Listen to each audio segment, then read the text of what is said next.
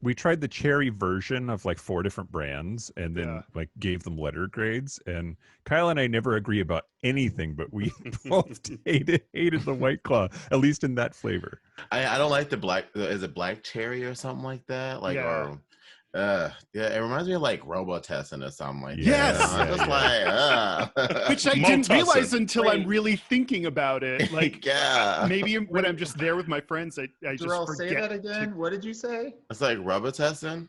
Oh, I thought you said Robotessin. He did say Robotessin. Did I say Robotessin?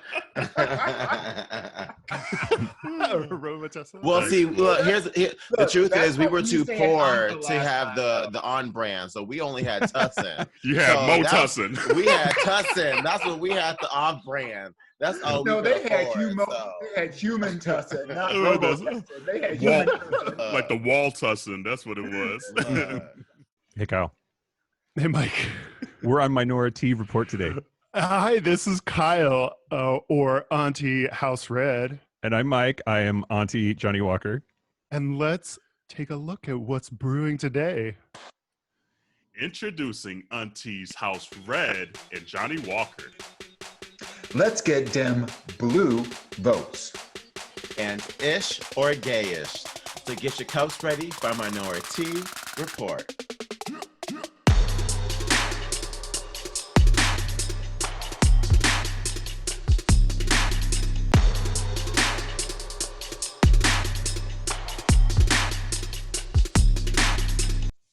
Well, hello, episode 80.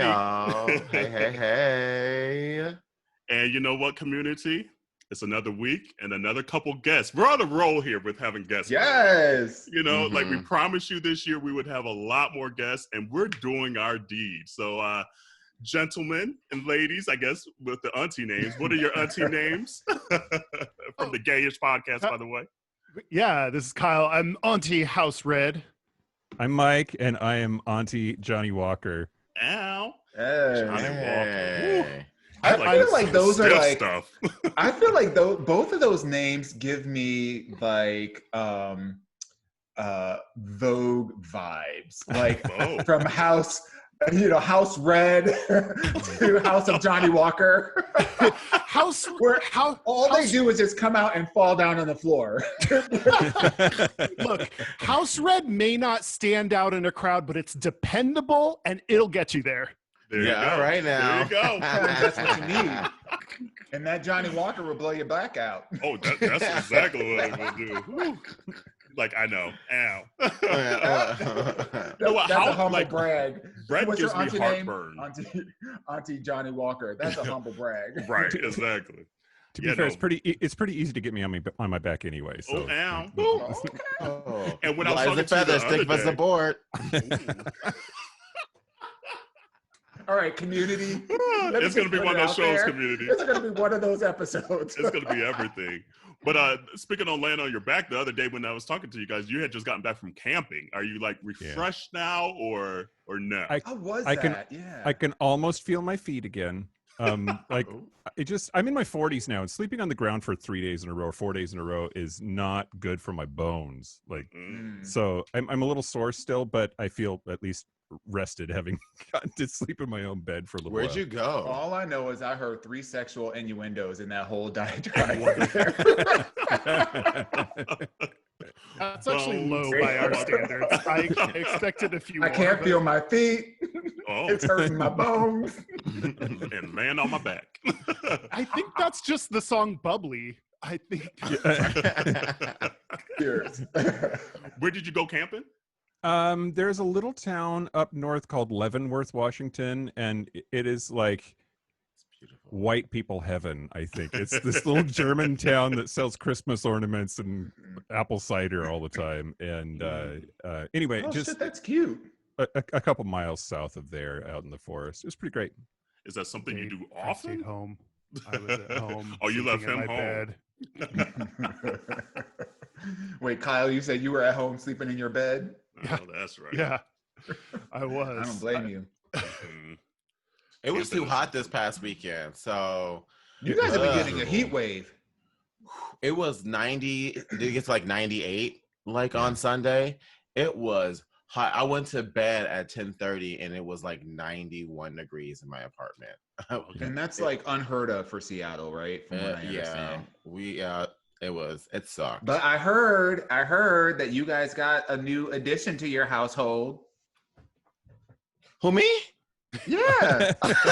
Oh, Fizney can't keep his mouth shut for nothing. You right. We got an AC after it though. Did you see how I set that up? Because everybody probably turned up their dial tone to find out what he was going to say. Right. That's just air conditioning. It's air conditioning. That's just AC. I was like, oh my God, is Jarrell pregnant? Right.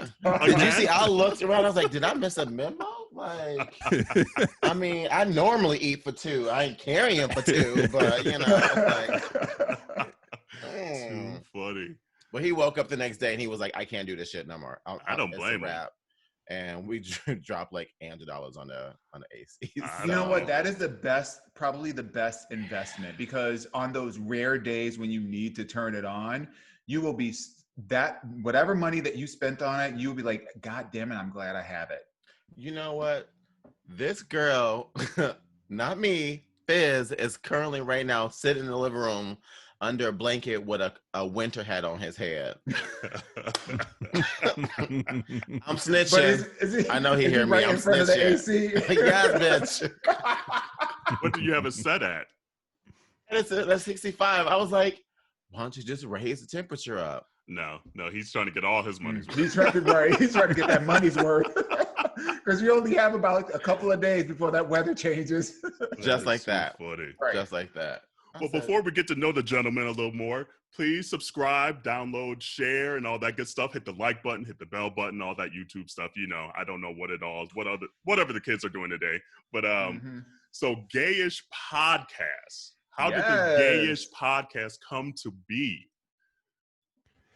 Well, Kyle and I have been friends for a really long time and decided that we wanted to start a podcast. And one of the ideas that kept popping up is this idea that there's no really wrong way to be gay, or like we don't necessarily feel like we fit in all the time into gay culture, but that's okay. And maybe we should talk about that. And so the show looks at stereotypes and how, like, really the only thing that makes me gay is that I bang dudes. Like, there's a whole bunch of stuff. And that's the best part. Love it. And how long has it been around? How long? Because you guys had quite a few episodes when I was like researching and listening. I was like, damn. Yeah. Like over 3 years now? Yeah. We were 3 years in April, and we're up to 187, 188 episodes weekly. We've only missed a couple of weeks in all of that time. That's a lot of work. I know the work, so it's just like, woo. Hang in there, though. And you do a show for that long, man, the shit people know about you after that. Like that part. I also like found myself like no longer filtering myself with other people. I'm a lot more open. I'm like, oh, you're not supposed to know that. And then I'm like, I say it on the podcast at this point, I just give up. It's like, absolutely. Go ahead. I also find that, like, if people listen and talk to me, they're all of a sudden like, oh, I'm super depressed too, and I've dealt with these things. And I'm like, I don't know you, like, but we're right there all of a sudden. Having this conversation. Right. Or you forget that you said something, and you're like, wait, how do you know that? And then you're like, it's literally like you leaving it's like literally like you're leaving your diary on the school bus and you forget, then it makes its way through the entire population of the school, and then on that ride home everybody's like, remember on August 12th 1985 you get in the bed and then you dreamt about those monsters. I had that same. It's like, except in podcasting, you're leaving your diary on the bus on purpose, and then you do it again the next week. What does that say about you? So true. Like, exposed. People will be like, oh yeah, remember in this episode? And I'm like, oh man, hold on, let me think for a second. Like, they all start to blur together for a while. So 180. So what is like maybe a highlight of the 180 episodes or so that you've done that you're like, man, going into it, I did not know this was going to come about? That you either learned about yourself or learned about each other? The most, I think we have a pretty strict not formula, but structure to our show and how it works. And every now and then we do something a little bit different. So most recently, something a little bit different that we did was it's always a conversation between Mike and I, but we like prepare topics and things to talk about and everything. We did one where Mike and I just sat down.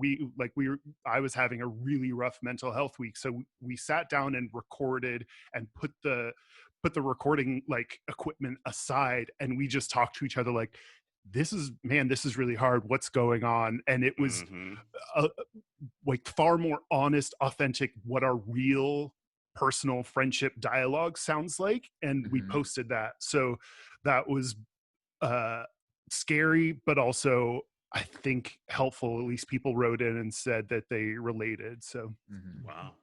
That's great. I know. For your mic? Oh, go ahead. Go ahead. Oh, I was just going to say, was there something that, Mike, you learned? I have learned that if you want better ratings, put something about sex in the title. You right on that. You right. You right. You are all the way absolutely through. right on that. Our number one, all of our episodes are like one or two really short word phrases. That's the topic that we discuss. And our number one episode is jerking off. Like, I think that might be the soundbite for this episode. Just saying. Jerking off. I feel like jerking off. Just that, nothing else. Well, seriously, I think like some of our favorite, like some of our like community members' favorites are like market days where they're like they're talking about like sucking sounds and a hole is just a hole. Like, it is so true. Literally, that market days episode, it comes up often because like we're talking. Like I'm not sure. Have you guys been to Chicago at all? not during market days. Not during market days. So there's a bar in Chicago, just to kind of give the cliff notes, where in the back, like you can do whatever kind of thing. And for some reason, there's literally a barn. It's a bar back of the in bar. There's a and barn. Dewan's There's a bar. Then there's a gravel patio. And Dewan's he's trying to describe it, and then he's like, "Yeah, so we go back there, and it's on the gravel, and all you hear is." Oh, God. And like Jarrell and I were not ready. We like lost it. And to this day, that episode, everybody talks about those sucking sounds, and we're like, "Oh my God, we're gonna be like the sucking guys like forever." And the killer part we about are it gay is, though, so it is guilty. But the killer part about it was that was not part of our agenda.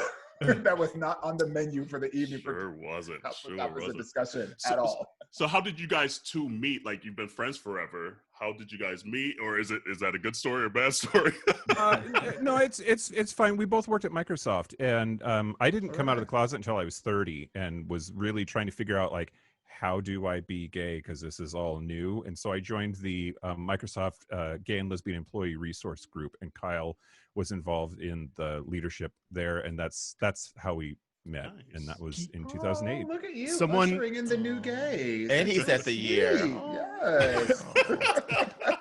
Yeah, someone set up a ride, like Mike was going to pick me up because we lived near each other. So the first time we met, I hopped into some stranger's Jeep, and he took me to an event. So that's always how it works out. I mean, you're just missing the app in between you two. That's the only thing that's missing in that story.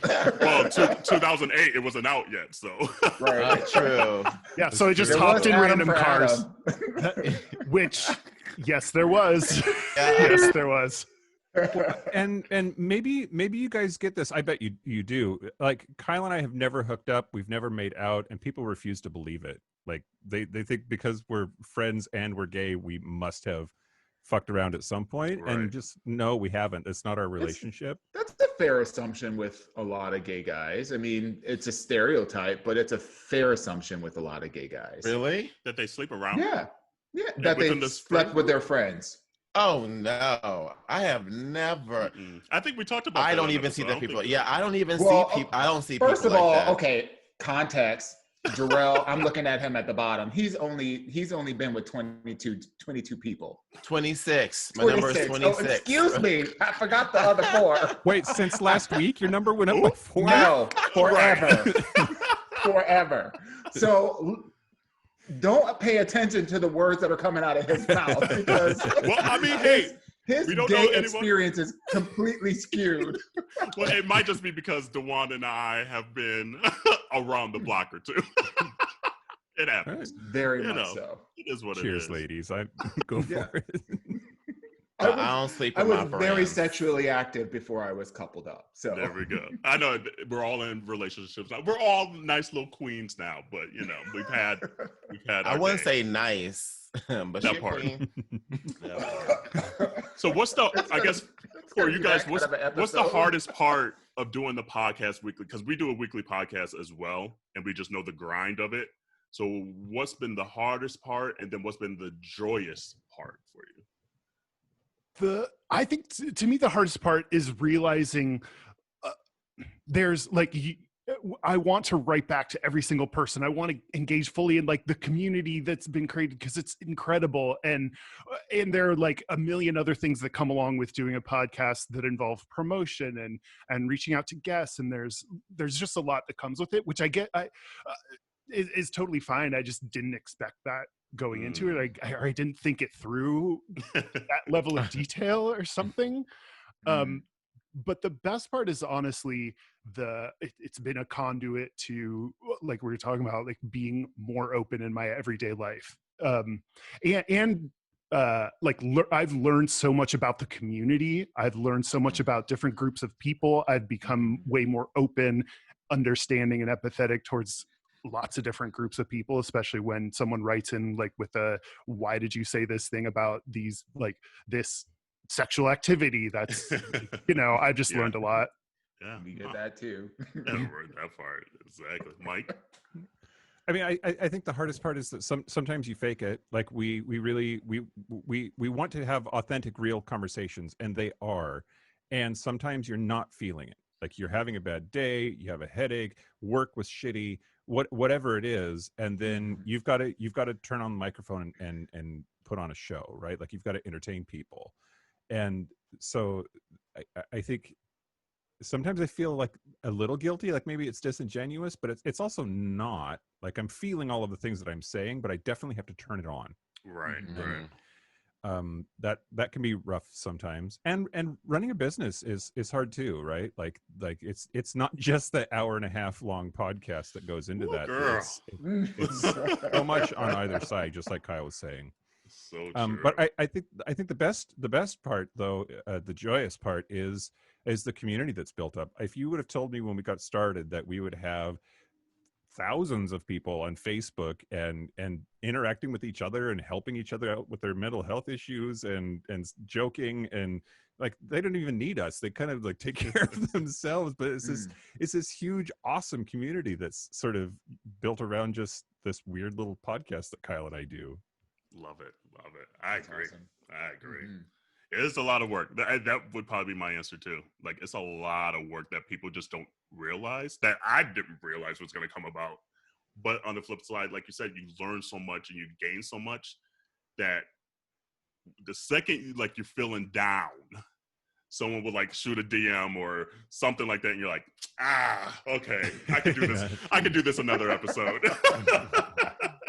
Yeah, the joy of putting out a podcast and talking to Mike and talking about topics is worth whatever, any work that comes with it is very well worth it. We decide to do this, no one's forcing us. So every now and then we have to remember, like, we're doing this because we want to and because it's fun. So that's what's important. And it's a little sappy, but this is the most important and meaningful thing that I've ever done creatively or put out into the universe, and that stays true week after week. I think it's fascinating because we spend quite a bit of time, trying to figure out like our formula, our naming convention, our shtick, our brand, and all that kind of stuff, and that's all behind the scenes stuff. But I think at the end of the day, if I look back on kind of like our journey, and we've had a couple of episodes where we touch on this. You really get to connect with just your friends for an hour and a half, and you talk about like shit that's meaningful and important to you, and you really provide like an escape for a lot of people, and either an escape or an opportunity to identify.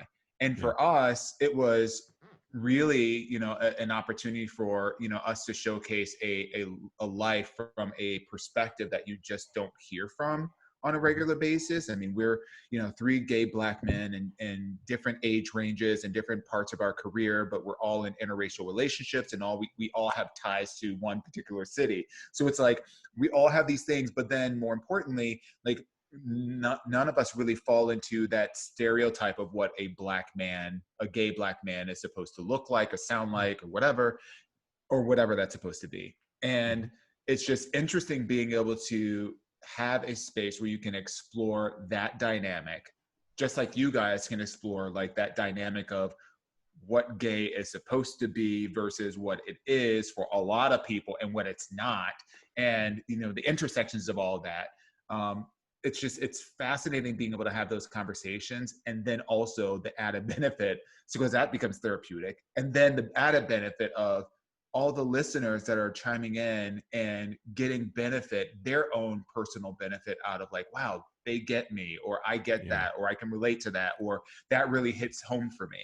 Yeah, the people that write in from deeply red parts of the country or overseas in countries that are even more strict against LGBT people who write in and say, like, thank you for making me not feel alone for 90 minutes a week.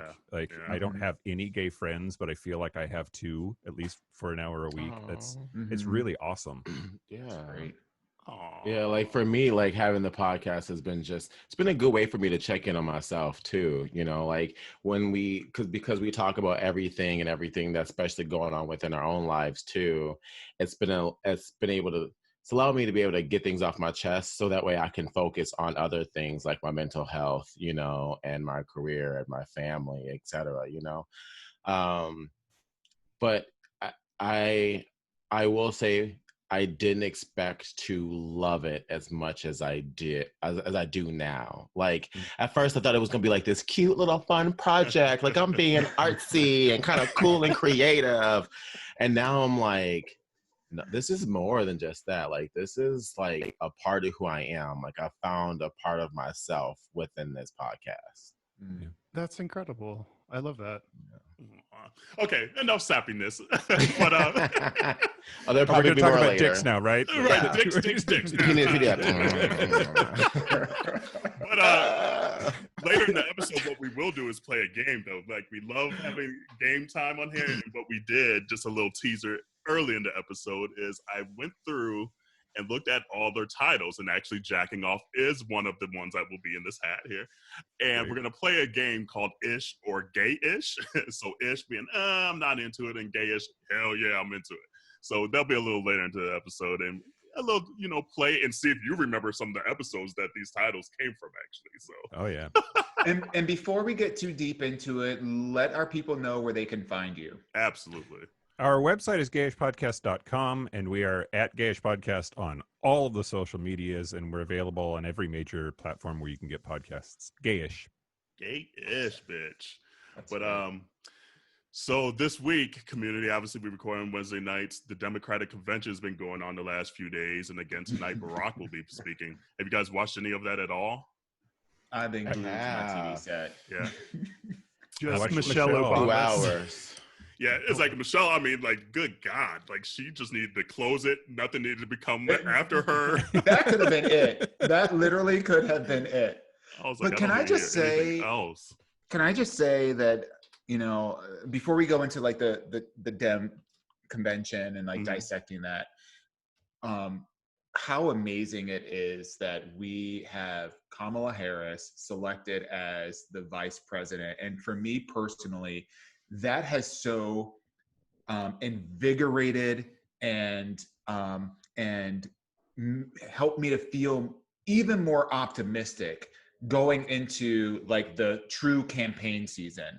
And it's not to say that I wouldn't be, you know, happy or satisfied with, you know, some of the other folks that were contenders for the VP role, you know, but I was a huge fan of Kamala from the very beginning.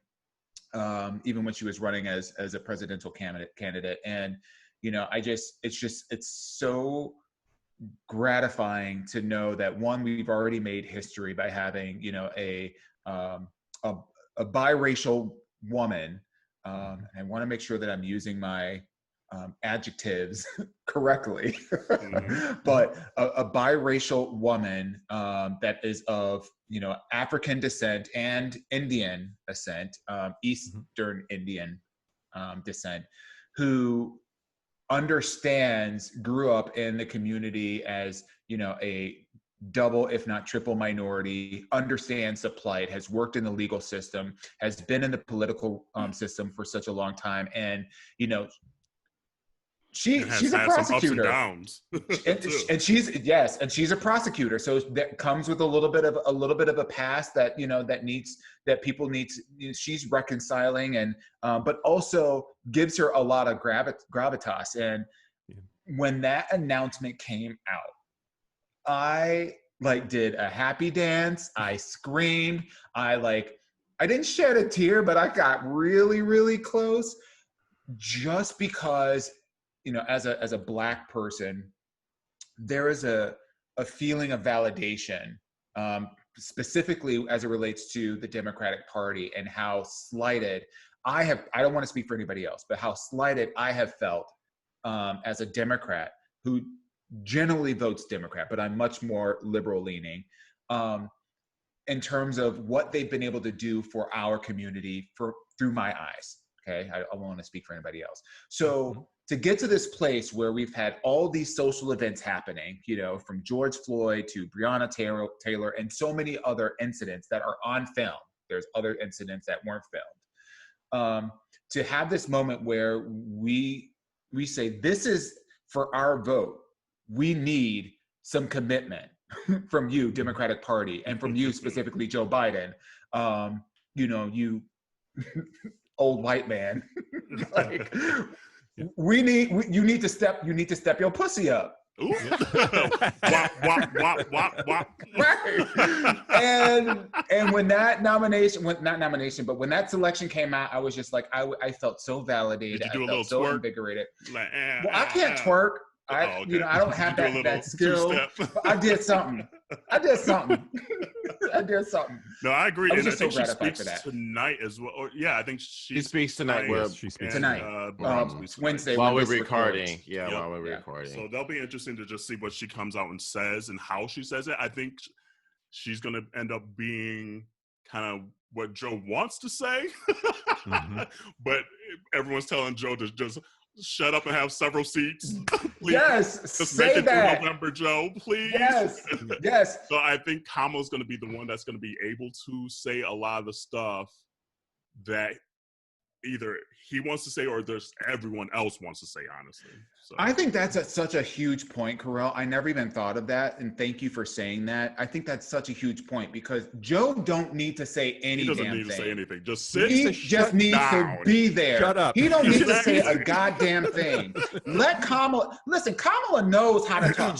She's a Black woman. She's a prosecutor, so she's got her words on lockdown. And she has enough time.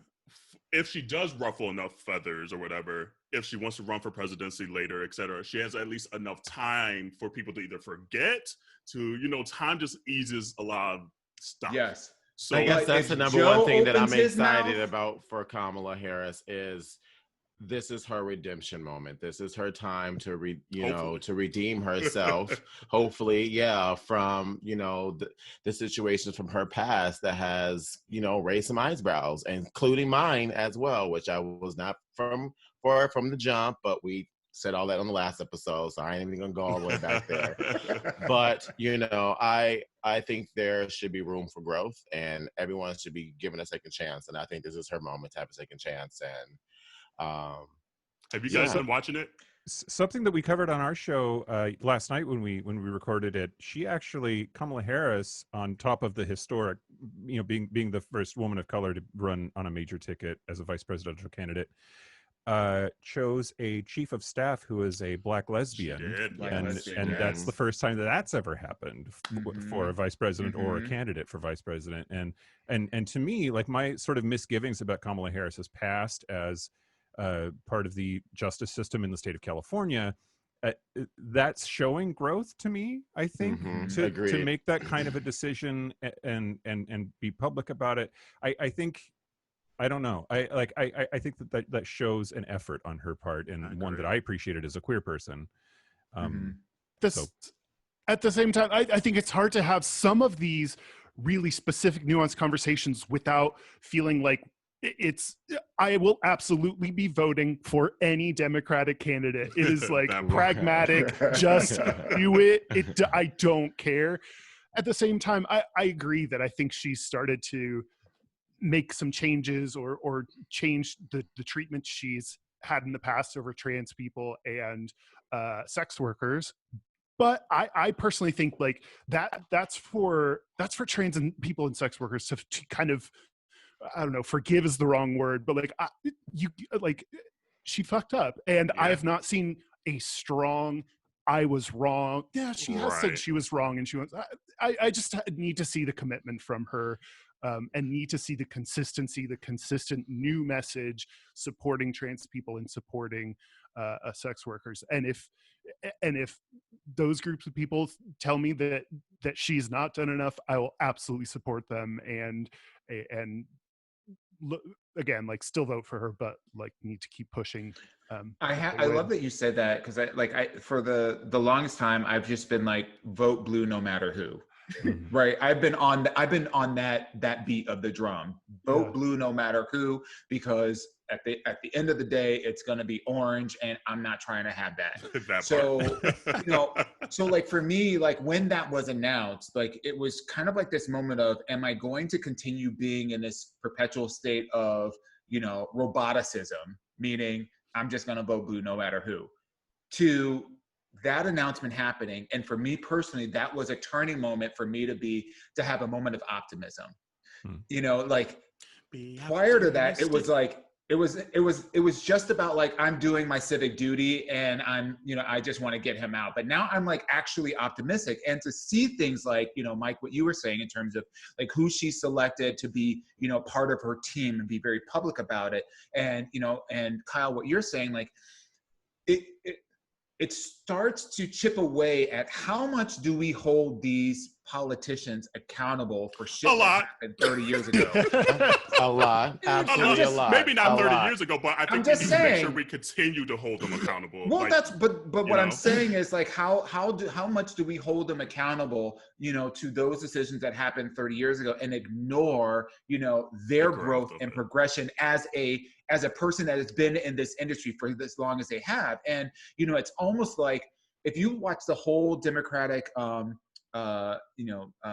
debates, everybody was talking about shit that happened 20 years ago. Well, nobody talking about anything that they were doing currently or within the last 10 years. You're talking about somebody like, Bernie Sanders, and you're talking about policies and shit that he was doing like literally in the 80s and early 90s. That's 40 fucking years ago. And that's not a representation of what he's been doing lately or any of the other politicians. So I'm not saying that we ignore, I don't want to like be misconstrued. I'm not saying we ignore past behavior as an indicator of what they're capable of. I'm just glad that we're finally, in my opinion, getting into a place where we're starting to evaluate people through the breadth of their work, not just, oh, you sent a bad email, or a bad tweet, in 2002, and that mars everything, every possible advancement that you've done or growth that you've done since then. And it could be that only happens on the left. That only happens on the left. Exactly. The right will fucking forgive anything. No matter what. Apparently you can say whatever you want to, but we're eating ourselves alive. You can pay off a sex worker. You can have 14 different wives and 85 different children and be president of the goddamn United States. It's, I don't think we're getting there just yet. And have Christians praising you like you're the second Jesus. Yeah, we haven't gotten there yet on the Democratic Party. And I think that's my biggest takeaway from the DNC this week, is that like, although you can tell like the number one mission, get Trump out. Like you can see everyone coming together. Like you can still say that there are still like the progressive liberals like AOC and others who are just like, not the person I want, but I know for a fact if I don't go for this person, this is who I'm left with, and I don't want that person more than this person, So I would like, I'm glad to see us coming together, to the DNC party coming together to get Trump out. However, I'm not too optimistic because I can already see that there's still going to be that divide. If we do have the House, the Senate, and the president, there's still the Democrats are still divided, you know. So like, it's just going to make. I don't think it's going to be a skip in the field of flowers or anything of the sort like that. Like, ooh, I like it's flowers. still going to be a fight no matter what. So Well, I just don't want Trump. Trump is a symptom, right? Like Right. Trump was only allowed to be elected by a racist, systemically broken country, and it's still going to be racist and systemically broken after he leaves the White House Exactly. in January. Mm-hmm. It's about so much more than just him, but he's a damn good start too. So Right. getting rid of him is right. Kyle, I saw you were saying something over there, Kyle. Oh, yeah. I usually have my mouth open, so don't worry about that. Oh, okay. Stay ready, so you're gonna get ready. I was gonna say, like, I think it's what I like we need to keep having discussions and criticizing our own party, but we also need to make it very clear that does not take away support. Like, where am I going to direct that energy? It is not to now deflecting and voting for a third party. It is, I'm going to take that criticism and feedback and try to work within the system and within the Democratic Party to push them left, push them towards LGBT issues that are really important. And I think that's again, yeah, you're right. Like, the right does not have that nuance, and we need to figure out how to have those discussions in a way that says, but I'm doing this in support of the Democratic nominee. It could be an and situation. Like a lot of times at least on this podcast, we always talk about everything doesn't have to be or. It could be and. Yes, there's stuff that we don't agree with Joe and Kamala. There was stuff I didn't agree with, like Bernie and all the candidates. But it is our civil duty to make sure that we hold them accountable and make sure they're hearing what we think will push this country forward, you know? And that's the part, is just like, there's still going to be work after November if we get them elected. And that's what I hope people realize and keep on the front of their brains. Just like, okay, yes, like you said, Jarrell, it's not gonna be skipping and there ain't gonna be glitter and everything like this. Yes, okay, let's have a little champagne when they get elected. But come November, or I guess January, what's the date they get elected? Like January something.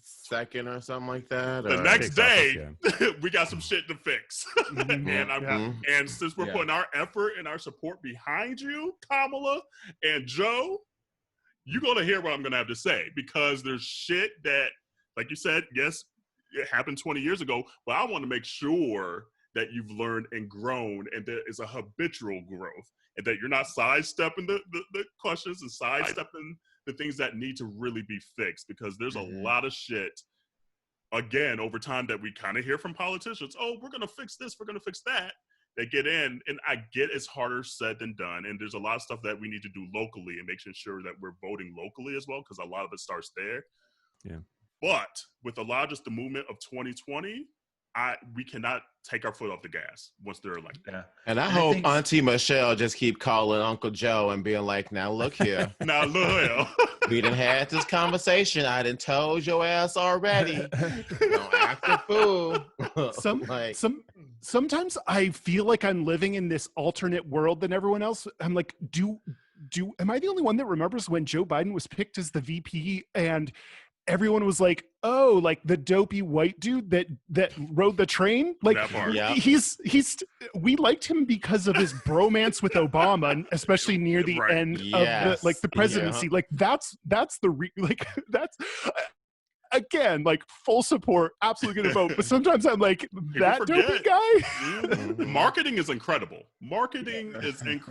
And honestly, the only probably positive thing I could say about old boy in the White House, I don't say his name, by the way, is that he's a brilliant marketer. He knows marketing. He knows how to fucking market to his base better than probably anyone else on this earth.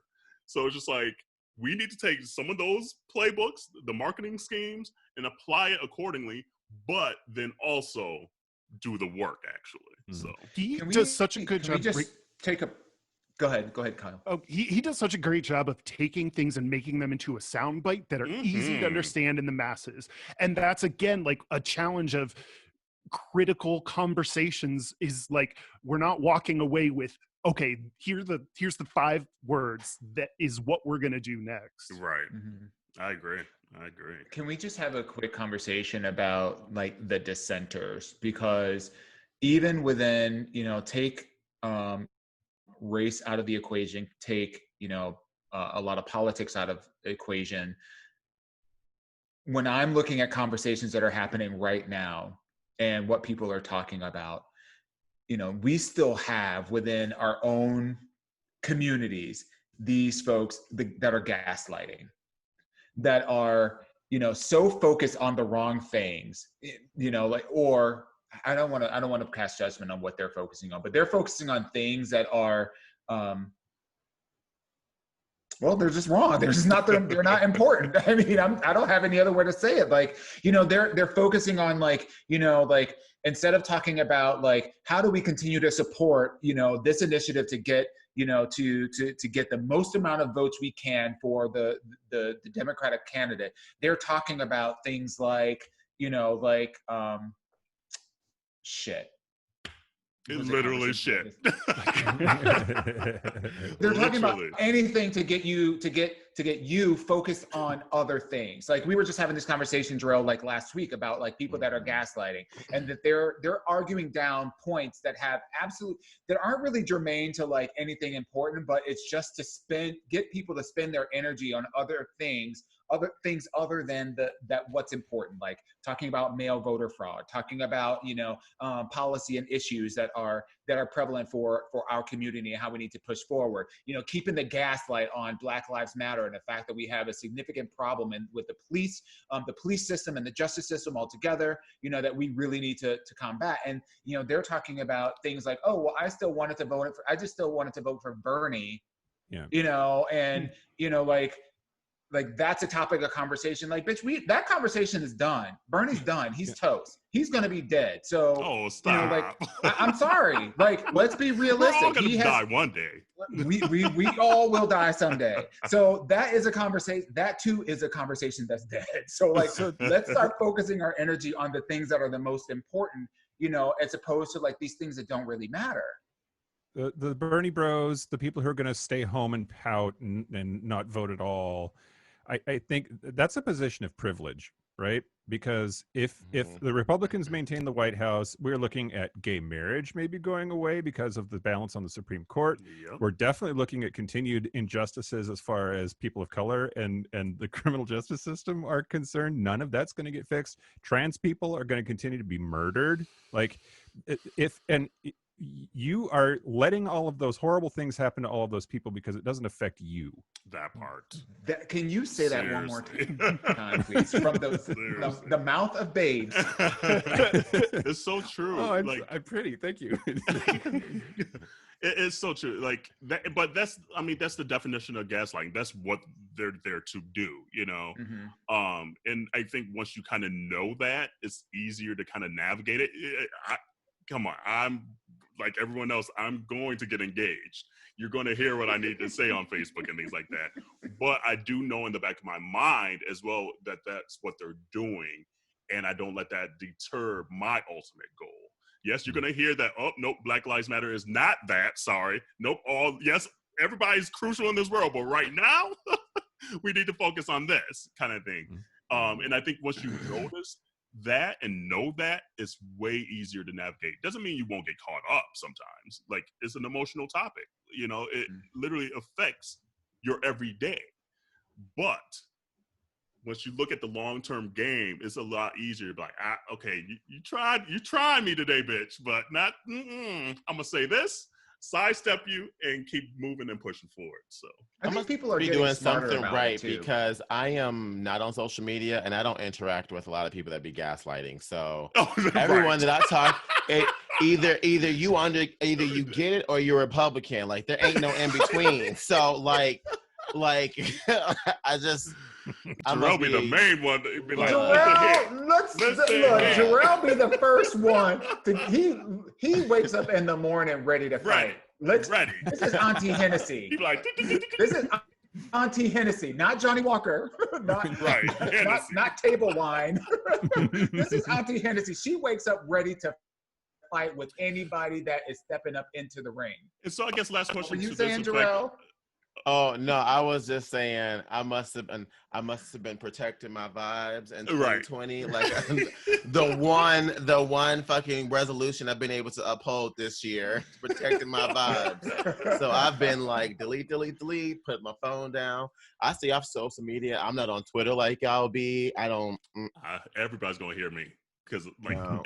if not, like I always, and I think I've said it on here. I just feel like, especially growing up where I grew up, where it was like predominantly white area, like I was always kind of like stuck in these two worlds. It's just like, okay, my parents are pastors, so it was like predominantly black church. So like I had like all these black like friends and everything and families, but then go to school in the morning and it's like this white world. And so like I feel like I'm in this weird position a lot of times where a lot of folks, specifically on my Facebook, are people that I've known just throughout life, and they might not know anyone else because we were like the token black family and things like that, even though there were other black families there. That We're they not might the not token. hear. Don't But say that's what it token, was. It wasn't like you were. No, but you weren't. No, you weren't. That's placed what it there. was placed upon us as the black token family. That was the name they gave our family. Well, let's be clear about the term token, because the tokenism is singular. It is a person that is placed specifically in a situation for the appearance of blackness. That's but not what I'm telling you what my life was. Hold on. Yeah, just let her have it. You're trying to tell me what it was. She's gonna argue me down for no reason. And No, but it's her story though. You can't Go ahead. You can't check the author of the book. Like it is her story. Like okay, go ahead. Anyway, my point is that it was the term placed upon our family. That was what I was trying to get to, DeJuan. Oh, you cleaned that up. You was talking the whole time, girl. Damn. Anyway, Mike and Kyle, welcome to our Minority Report. It's like, okay, siblings going back and forth all the time. Corral, I'm totally just I know. playing. But hold on, let me try to get this out though. My point is on Facebook is a lot of the families that I grew up with that place that terminology upon our family. I might literally be the only minority as a black person, the only minority as a gay person that they see a counter thing than what they see day in, day out growing up where I grew up. So that's why I don't delete anyone on my Facebook. I don't mute anyone on my Facebook. You're going to see what I place out there because it might be the only time in your day and all your messaging, because you're probably watching the Fox News all day, you know, and seeing what their friends are posting all day that looks solely like they do. And then, oh, wait, here comes Corral potentially giving you a message about Black trans lives matter or gay lives matter or Black lives matter, you know? And so that's literally the only, even if it drives me crazy some days, it's literally the only reason why I do not delete a single, they're going to have to delete me first. And I used to feel like that too, but then I started to understand how the algorithm works and the news feed, and it does, and so for there, you may be seeing them, and they could and may not be seeing you. So then I find myself being exhausted for no reason. The second thing is people, but they comment on mine, so they see it, right? But the thing is, people could also unfollow you, so they can literally just not see it, and on the news feed. Go to your page and check in on you, that's fine. And then dive in what they want to. See, for fine. me, I have time for it. You know what? I'm going to pray about it. Go ahead and go about your business. I ain't the one. My name ain't Jesus Christ. I ain't here to save no motherfucking body, okay? So I'm about to go about my business too, get my coins, have me a nice little white claw over here, and kiki with my girls. I think this is indicative in large part specifically to the gay Black experience, because, you know, as a double, triple, quadruple minority, you know, we're seeing, you know, we're battling a lot of we're battling a lot of issues, right? And, you know, it's social, it's economic, it's race, it's gender, it's sexual orientation, it's political, it's all of these things. And, you know, we're at a crossroads where we have to figure out, is the energy that I'm spending on these conversations and these interactions with these individuals that have been in my life for however period of time, is it worth it? And there isn't going to be a single solitary answer for every single person. And in this conversation between the three of us, you know, we're on very different ends of the spectrum. You know, I'm of the mindset that I don't have, you know, listen, I just celebrated the birthday last week, Friday. I'm 44 years old. I ain't got time for that. I ain't got time for that. Listen, if you and I are not on the same page and we're connected, and if the only interaction that we have is that we argue, you're gone. You can be my grandmama, you can be my mama, you can be my cousin, you can be my sister. If the only interaction that we are having is to fight and argue, that is a relationship that I do not need in my life. Period. I don't need to be your educator. I don't need to be your only, but that is my point of view. You know, Carell has a different point of view. Jarrell has a different point. We all have. I'm with you. I'm with you. Okay. Well, come on over to the dark side, girl. So come on over. We're gonna be friends together. What were you saying, Mike? I want to back up Carell. I mean, it's a different experience, but I grew up in Trump country. It is white, gun-loving, Trump voting, God-fearing. It's just the worst where I grew up. and so I have a lot of friends and family, unfortunately, who are just dickbags on Facebook and Twitter and everywhere else.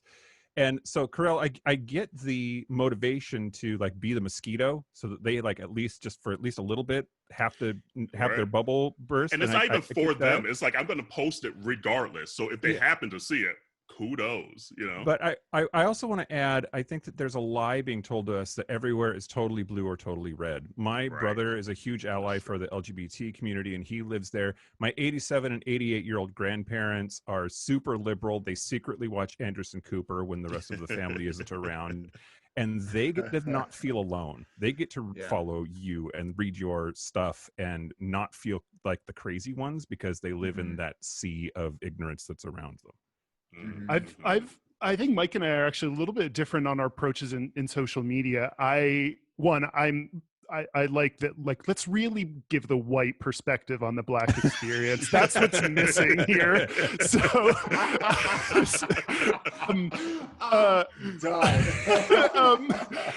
but what I've chosen to spend my energy on is honestly, it's my dad. Like, my dad voted for Trump last time. He's probably going to vote for him again this time. And in the past, I have said, well, we've always talked politics. It's been fun. I've learned things. We have like discussions, intense discussions, but we don't fight about it. It's interesting to both of us. That has stopped. I have said, I can't talk to you about Trump anymore. You can't mention him. We can't do this anymore. And that's changed, especially recently. I've said like, oh, I can't. Again, that's the privilege that I have of we can not talk about this and I get to keep going on in life with everything being fine. So I've decided I can't do that anymore. And now we do talk about it. And I talk about, and I think the reason I have it, like being his son, I have inroads. He knows and cares about me. And so the fact that his son is so passionate about something, hopefully he at least listens to it in a way that he hasn't before. Right. You know, the thing that I find really interesting about the political landscape is this is a conversation, not, in my opinion, in my experience, not about Democrats and Republicans. This is a conversation about 45 in the White House. That part. Because, and I think people are really, a lot of people are really not understanding that this is a core issue because, you know, there are, you know, although I'm a very liberal in terms of like my social policies, I'm a fiscal conservative. So what that means for me is, you know, I want us to have a balanced book. I want us to have, you know, some equality between, you know, the how much federal government plays in local and local affairs. I want a really good separation between that. So I do lean towards what I consider to be really core Republican policies as it relates to fiscal responsibility. And if we were talking about, let's say, John Kasich, who I didn't mind out of the sea of the dodos that were vying for the presidential nomination, because it was literally a shit show, with the exception of Kasich. He's kind of a shit show too, but I mean, he's had. Don't get me wrong, he has a problematic past, just like Kamala has had. And present though. But well, I'm just saying, compared to people having conversations about the size of their hands on a political stage, like in Dick's, like he was not participating in that. So there, in my mind, there lies the delineation between the dodos and somebody that was, part of a political party that I just didn't agree with. Right. So politically, John Kasich was part of is an example of someone who, if he got the nomination, I don't think that we would be in this space of racial heightency and aggravation and assault on so many different factions of the diversity of our community. I don't think we will be there, because that is not how he particularly is wired, but that is specifically how 45 is wired. And so people are missing the conversation about, it's not about being a Republican or Democrat, because you could have prior to this singular year, human being. It is a singular person that is causing discord, disruption, and chaos in our country, and exacerbating a situation politically, that's causing the break. But Devon, the Republican Party of our childhood doesn't exist anymore. They have sold their souls to the devil, and it is gone. They all got to go. Well, 100%. Because no one has spoken up besides maybe Kasich. Well, Kasich. but there's a lot of folks that have not spoken up at all that continue to justify and things like that. But you know what? We beat this into the ground. Yeah, because the horse is dead. Let's go to Ask Your Aunties. I mean, but we are, let's not, I mean, we are in the political season, so there are going to be conversations like this. I'm glad we were able to indulge this for just a little bit. Let's go to Ask Your Aunties. Yeah, let's go to Ask Your Aunties. Okay. Kyle won't let me talk politics on our show, so I'm like, oh, really? Well,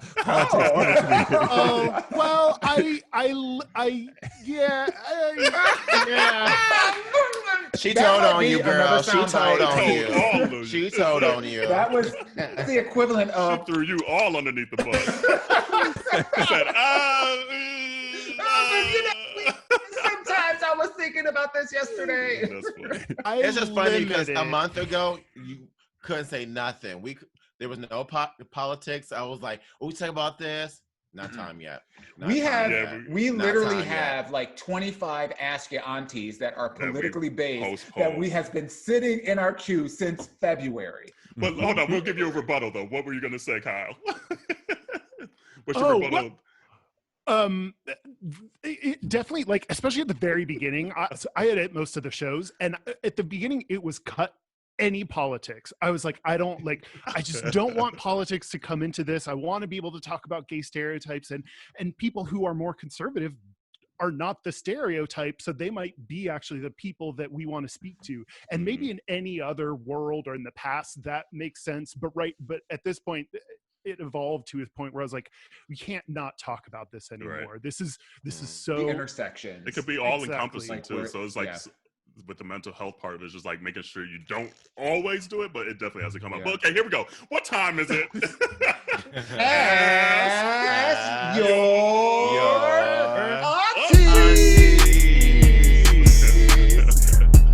All right, here we go. It says, I have an acquaintance that has been married for 37 years to a woman. We used to mess around, and one day his wife found our old text thread. She obviously was hurt by the cheating, but wanted them to go to counseling to work things out, so now they're going to counseling. They have 2 kids that are older, 25 and 28. He's an anesthesiologist, so has the lifestyle to match that income. Money. Has a house, lake house, oceanfront house. Although we no longer fool around, as I have moved on to a happily new relationship, he still confides in me as I'm his only gay acquaintance. He is still struggling a lot with his sexuality and determining if he should divorce his wife, or is that throwing everything away that he's worked on for his whole entire life. I let him know that A, if he's coming out to think that we will still fool around, that's not an option, and that B, there's a lot of collateral damage that occurs when coming out, especially since he is 61 years old. So that brings me to my question. When is too old to come out? Is there such a thing? Well, first off, Well, let our guest answer. Let our guest answer. No, there's no age too old to come out. I think we can move on. I think I got it. Boom. Bingo. Nailed it. Okay, next episode.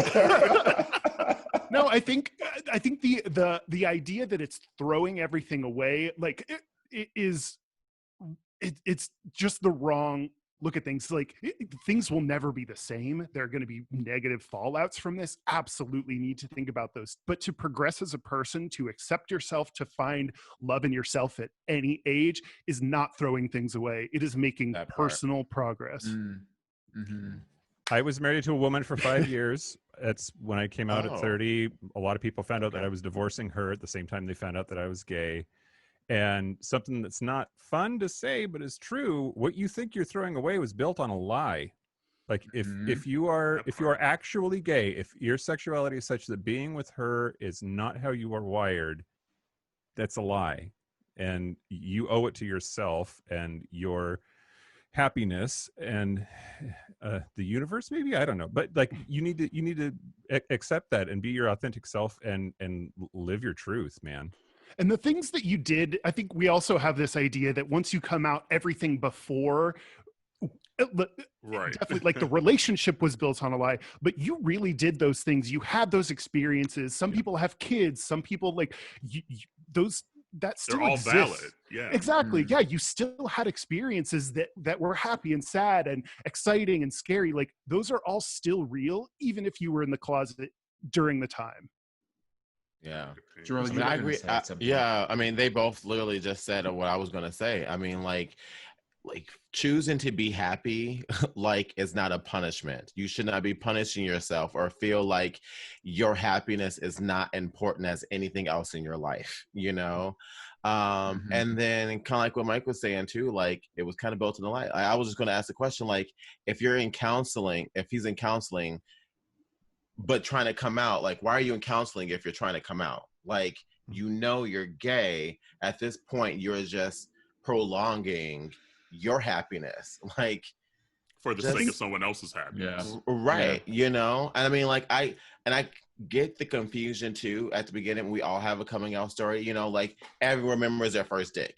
Like, it's like, I remember my first time, you know. Yes, I remember mine, girl. Yeah. You know, and like, but it just happens to be for this person. He's experiencing it later in life, you know. So he's now at that stage where we were able to be early in our lives, you know. So it's whether you come out when you're 67, 45, 23, 18, whatever, that start is the same no matter the age.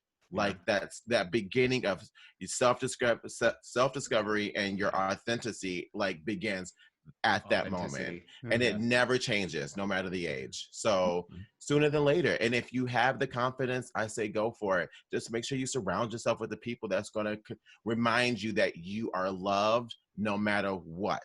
Because the same person in the closet is really the same person out of the closet, just louder and prouder. Mike, did you go to counseling with your wife, or think you could stay married to her when you first came out? Oh yeah, she was a dom top in our relationship and was like, "We are going to counseling. We're gonna fucking fix this." And I was really very confused and scared and went along with it for way longer than I should have. I think what was that final straw, like, that finally you're like, I can't do the counseling anymore. I can't, like, I need to be happy. Like, what was that moment that I had there was a couples therapist that met with us, and she looked me right in the eye and she said, "You don't need to ask her for permission to leave." Because that's what I was doing. I was going to all these counseling sessions trying to convince her that ending our marriage was the right thing to do. And this woman looked me in the face and said, "Stop it. You don't need to ask her permission. You just need to leave." It's hard. That's so hard. It's so hard to choose yourself, because I think we are, and I don't know if this is an American thing, but we are wired and taught, you know, to, for the most part, do things for the sake of appearances. And that could be for the person that's right next to you, your spouse, your girlfriend, I was in a relationship for 5 years with my high school girlfriend. We never had sex. But we were in a relationship. Well, I was a Christian back then, so I was being holy. You're right. Saving it for marriage. Being holy. Kept a Bible between you at all times. That was happened, right? But then that one dick walk past, and you're just like, oh shit, it's a wrap, girl. You gotta go. You checking my style. But I think we're wired. We're conditioned, not wired. We're conditioned to do things for appearances. And I think if I'm going back to the ask your auntie question, and I'm thinking intently about like the question of it, is it too how old is too old or whatever. I agree with everybody. There's never an age. There was somebody that just came out, it was on the news, or somebody just came out and they were like 80 89 80 something like that. 90 years old. So I think there's some major assumptions that are going on with this question, and with a lot of people that are thinking about the question. One, it's the presumption that coming out is a sexual decision, not an orientation decision. So, like, just because a person comes, so that's one assumption. The other assumption is, and I'll tie them together. The other assumption is that by coming out, that destroys or prohibits the relationship that he has with his wife from proceeding. And one of the concepts that we explored on our previous episode was this construct of what does a relationship need to look like? And, do we have this binary concept of, if you are single, it looks like this, and if you're in a relationship, it looks like that. And we know that that is not the case. You can have a relationship that works for just you. So even in the context of his relationship, he can come out and potentially even stay with as a companion, stay with his wife. But there's no more the lying to himself and to his wife about who he is as a person, and who he is as a person, and perhaps what he might need sexually, companion-wise, or otherly within the context of the relationship that those people have. Because I think people automatically go to, if you're in a relationship with a woman and you are gay, or one person is gay, that they automatically have to separate, and that might not necessarily be the case. So I guess maybe that's a question to you, Mike, since like you've had this experience. Are you still friends with your ex-wife? No. And could you be friends with your ex-wife? Absolutely not. No. Yeah. And I think, my case is my case. I can't speak for anybody else. Right. And I think part of my psychology and what lots and lots of therapy and medication has led me to understand is that I was looking to marry somebody to control my gayness, and I was looking for somebody to punish me for being gay. And I sought out just a witch of a woman and you married nailed her. it. Yep. And no, there was it was really pretty terrible. She was very, very controlling. But also, to Kyle's point, to sort of mitigate the harshness of my tone earlier, we also did a lot of really awesome stuff. Like, it's taken being divorced from her for over a decade now to sort of realize that we did a lot of really great things. We bought a condo that I still live in together, and we traveled the world, and I have a lot to be thankful for. It just took a long time. Yeah. And I think you guys nailed it. Like, I don't think there's ever too old to come out. Like, for me, like I've told the story here, I was a little older coming out, and a lot of it is just dealt with like both my parents being pastors, and the fallout of that for them, and the church, and what were people gonna think, and this and that. It has been like the complete opposite, honestly. And so I think a lot of times, like him saying, am I throwing everything away? You still have that fear of comfortability, like, the comfort zone. And that's all especially at 61, that's going to be hard. And then plus, just think about when you first came out, like, you're just like, okay, I'm free. Where are all the dicks? Where are all the asses? Like, I'm going to go to this party, right? And it's just like, you might miss out on some of that because you're older, maybe because you just don't want to do that anymore. I don't know. Maybe he does. Yeah. I would if at 61. But so it's just going to be, and especially the part that, like, the only gay acquaintance that you have is the guy that you slept with. That's going to be hard to try to find a new family, because I'm sure he's had years of going on vacation with this family, and my kids went, friends with them, so we became friends with their parents. That's going to be hard. Point blank, period. There's going to be some hard collateral damage from it that you're going to have to figure out. But again, the joy of being yourself outweighs all of that, and you will find a way to find the right course for you. It just kind of happens. I don't know. Go ahead. I think it's also, especially for people that have been out for at least a few years, to and it's always easier to say be yourself and be happy than to actually do it. But sometimes I think we have to take ourselves back to when we first came out, or when we were struggling to come out.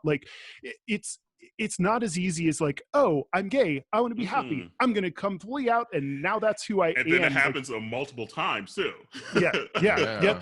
So it's okay to admit to yourself, I'm struggling and I don't know the answer right now, and that's fine. This situation sucks and I don't know what to do, so I'm going to keep my status quo, or I don't know if I want to stay with my wife or not, so counseling is going to help me out. I think that there's a saying marriage counseling is either you want to work on your relationship, or one person wants out and doesn't know how to tell the other person. I think that's from private practice. Or something like that. Come on, Shonda I think Rhimes. so. I actually think it is. But yeah, I want to also validate, this is a challenging time, and it's challenging because you're doing work, and that's a good thing, but it feels hard, and we've been there, and I get it. And there's going to be other hard things that you feel that's going to be great.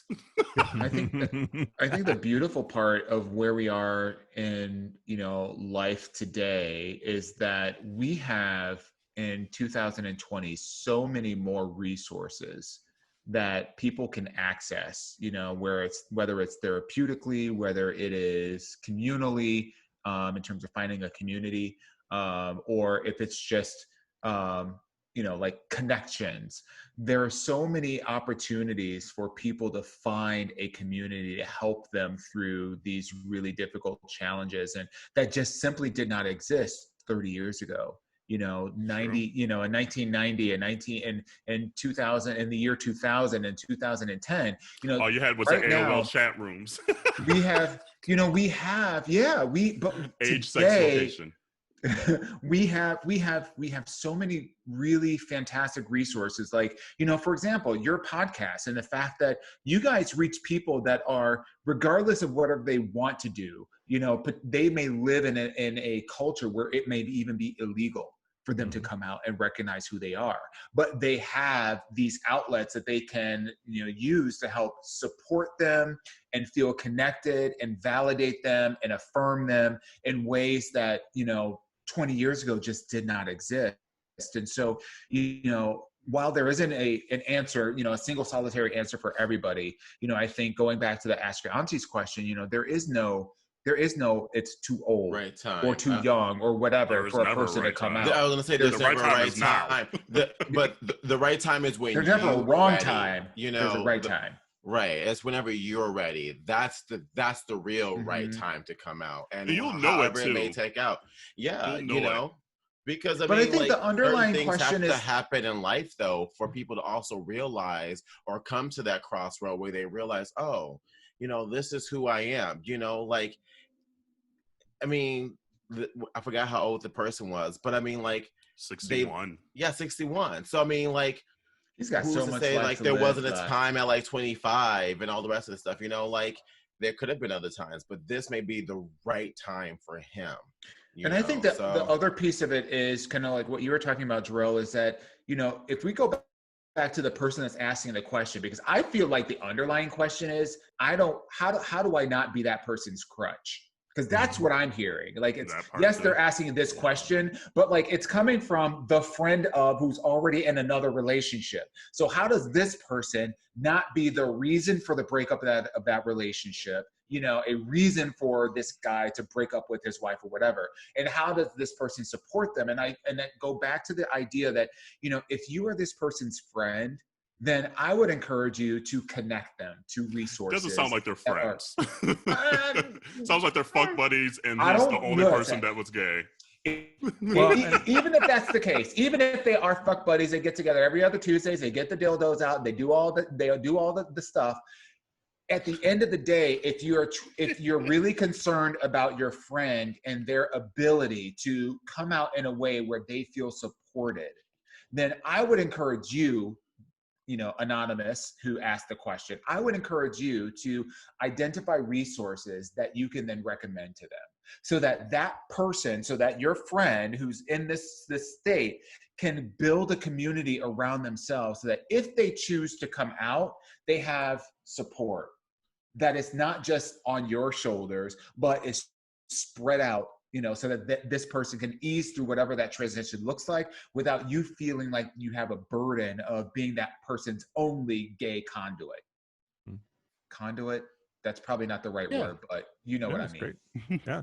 But continue to send your Ask Your Aunties questions, aya@minoritetyreport.com, or DM us, text us, call us.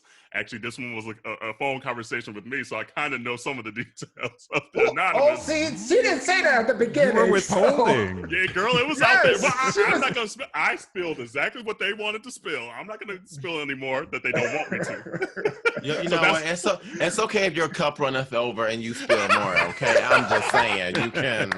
We like a little spillage. But, yes. But anyway, we have a game to play, don't we? We do have a game to play. So in the efforts of the Gayish Podcast, we're going to play a game called Ish or Gayish. So Ish meaning, shit, I'm not here for it. And then Gayish, here for it kind of thing. And I took it from the titles of you all's podcasts. And I have a hat here, and it just happens the Gay Nasty Pig hat as I spill everything. So it's fitting for some of these titles. Gay Nasty Pig hat. Yeah. Okay, I don't understand how this works. Is mine backward? Does mine? No, yours is right. I did mine right. wrong. Yeah. I think I did mine wrong. Mine Y'all wrong did- too, because listen, mine comes up backwards. Mine's are backwards. Oh well, they'll get it. That's if they okay. see Something like a that. G or I an don't know. I. Girl, oh well. Here we Mine's go. is colors. So Colors. Okay, the first one here, sexting. So is that okay? Wait a minute. What are the rules of the game? Gayish or ish? Gayish means good. Ish means no. Oh, yeah. Gayish. Nothing wrong with a little bit of sexting. I love a little sexting. Okay. Oh, now Yeah. send me your dick pic. I sex with listeners, and Kyle hates it. Do you really? Okay. With Oh, the right what? people is my yeah. Wait a minute. What was that? I missed that. What did he say? He sex with the community. Yeah, I sex with listeners sometimes, and Kyle Ooh, okay, hates now. it. Why do you hate it, Kyle? Look, let me I just have these certain boundaries, like These like lines. work is well, I'm unemployed, so no boundary yet, but like at work I have a boundary between people that is important to me, Right, and right. it feels the same with listeners, and it just gives me this weird feeling, and I'm like, all right, and I've just had to accept it and move on. I'm not doing it. He can get our listener count up by sexting whoever he wants. Auntie Whatever. Johnny Walker's like, you don't know me, you don't know my life. Let's go back to that the earlier three things you talked about: boners, having a stiff back, and All right, so the next one is soccer. wait, what? Soccer. Soccer is ish. You know And what? let's It make was- sure we say our answers too, because we have people Ish. who On the are pod. not able to see this. Ish. So Got that. I That's said it. ish. everyone the said only one- ish except for Krill. He said that's gayish. How? It was ish until I moved to Atlanta. The soccer games here in Atlanta are like the most lit situation on earth. Okay. Like, Wait. I thought gayish meant is gayish, and then ish is it's not gay. gayish means like you're into it. Gayish, ish. No, ish. I thought ish was like, well, Wait, okay. How do you guys interpret this? How are you? I'm saying podcast- yes our or podcast no. is So awesome. for me is right. on, The podcast yes. is awesome. yes, and then this is No. I can deal without it. Right. So when it comes to soccer, ish. So for When me, it comes gayish. when it comes to the men that are playing soccer, Soccer boys. that's a Right. that's a whole different situation. But the game of soccer, Mm-mm. Go to Ish. a soccer game here in Atlanta. Like I'll pass. it's more rowdy than like a football game, basketball game. Is insane how the city has taken to soccer, and like everybody in the city goes. Selling it for me. I'm just confused on the game, and I think the listeners might be too, though. So why is Gayish yes? Because it's their podcast. Yes. Okay, yeah, so in my mind, I thought Gayish as in what, like, that's kind of gay. No, it's because it's their podcast. But it's their podcast. It's like, that means yes, and then ish means no. Our podcast is kind of gay, so it works. I didn't think it was going to be this difficult. Basketball. It's ish. Ish. Ish for me. Man, I'm wow. the Ranger over Listen, here. if it was we're talking about a soccer calendar or a basketball calendar with certain kinds of like photographs. If we talk about a basketball locker room or a soccer locker room. Right. But like watching basketball on TV, pass. I'm here for it. So the next one is camming. So like, you know, camming, like jerking off on camera together. Usually it's like sexual. Oh. That's gayish.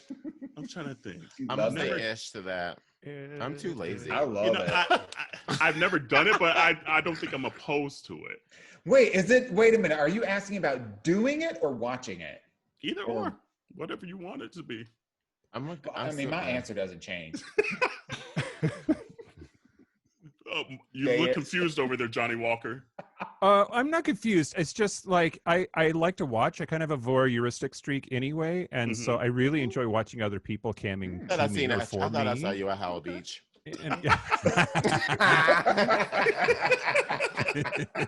Look at him blushing a little bit. Okay, now.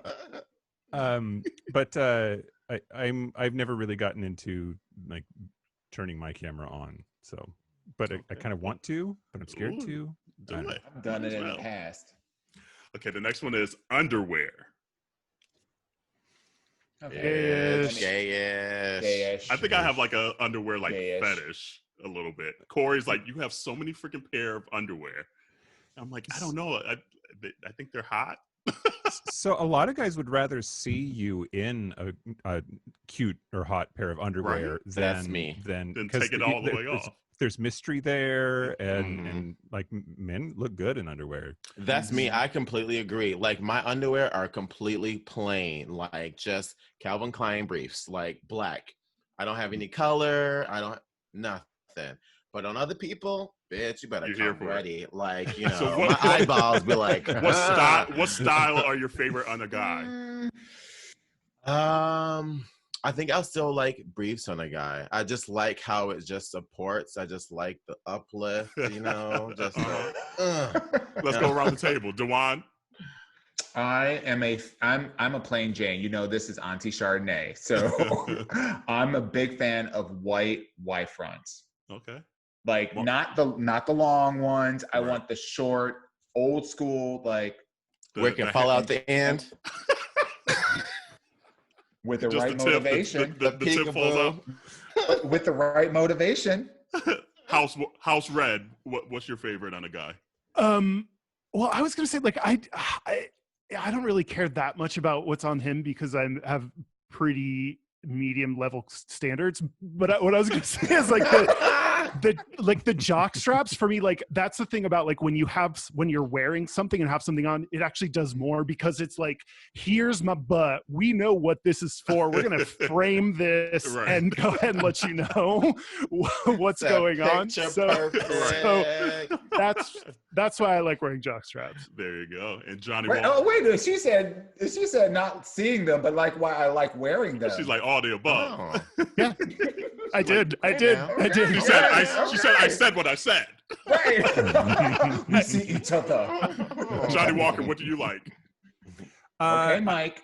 I like a muscular ass in boxer briefs. Like if you can fill out the back of boxer briefs, like that's a badonkadonk, and I'm here for it.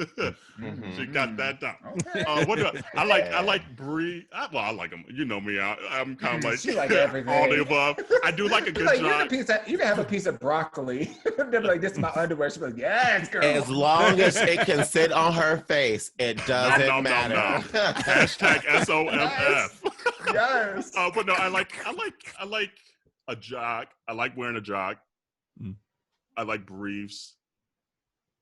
Those are probably the top 2 out of all of them. I hate wearing a Do jock. you like? Really? Do you hate like wearing a jock because it never gets underwear? around my ass. Like it normally is. Well, like you do got that though. That's a it's whole normally different on the conversation. side, so it's just like That's a it whole. don't fit right. I just That's a whole caboose That's a back there. whole different conversation, don't. Jarrell, because you got a lot to work with. That is a true statement. That's- I have don't a fit. decent amount, but Jarrell just takes takes it to a whole nother level. Okay, anyway, fisting is next. What's up? Fisting. It's the ish for me. Ish.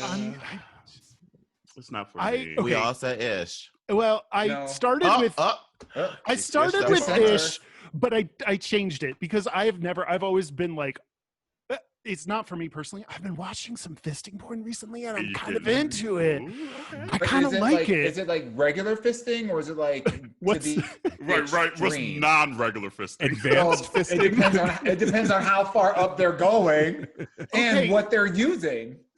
There is part of it that is like a study in like when if you can get like your bicep level inside someone, I'm just like, what? You have no guts anymore. Like None. you're just I a always think about, popsicle. like, Does poop just like fall out after a point? Because some of these that I've seen, I'm like, there's no tightness or anything anymore. If, They are like, tickling the tonsils at that point. the uvula that we learned last episode. Right, exactly. Okay, here's the next one. Weed. Gay. Gayish. You know, Weird. I've never smoked. I've Yes. never done weed in my life, so like I don't care. The fact that you said done weed, I think. Right. tells us Right. She a lot. sounded like a pre-K. She Right, sounded like a real right. pre-K right there. Right? Done I the haven't weed. had edibles. I haven't done anything. You've never done any like anything, right? No. You've not like out. Have you ever smoked a cigarette? Yeah. Okay, but you that's smoked a still cigarette. Disgusting. Yeah. Well, no, I'm not asking you to validate right. it. I'm just saying, But- like, have you done it? So, like, No. you've smoked a cigarette, but you've never done any like anything else other than any other narcotic than a No. cigarette. No. Okay. I know. I'm like, and it's Wow. I kind of like I'm the missing reactions out. I get when people hear that. They're like, really?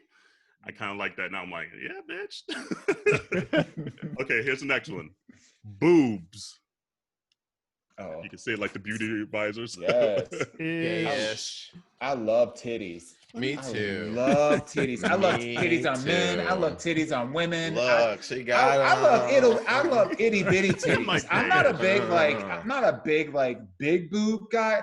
I love like itty bitty titties on guys and on girls.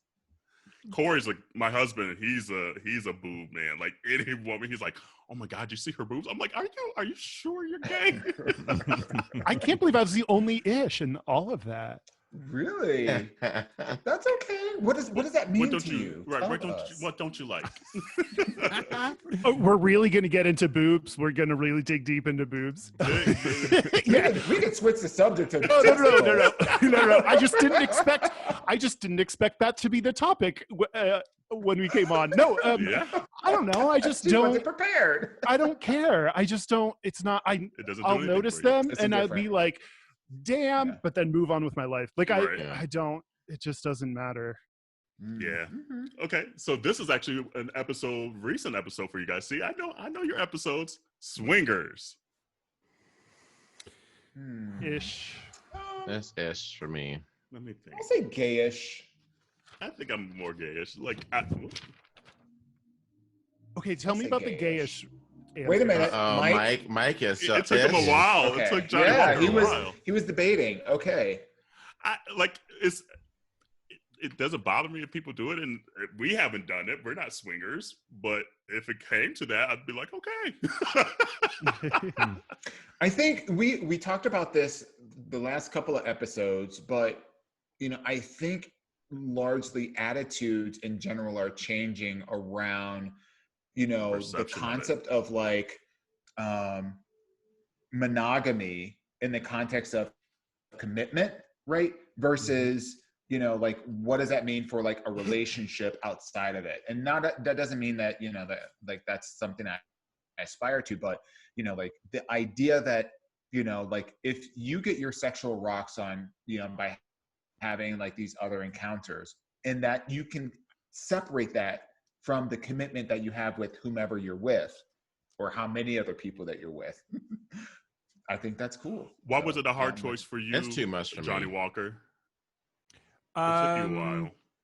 Yeah, I have just a complicated. I'm sort of a sheltered child. I had 2 monogamous marriages in a row, so spent 15 years of my life on 2 people. So I'm not at swinger level yet.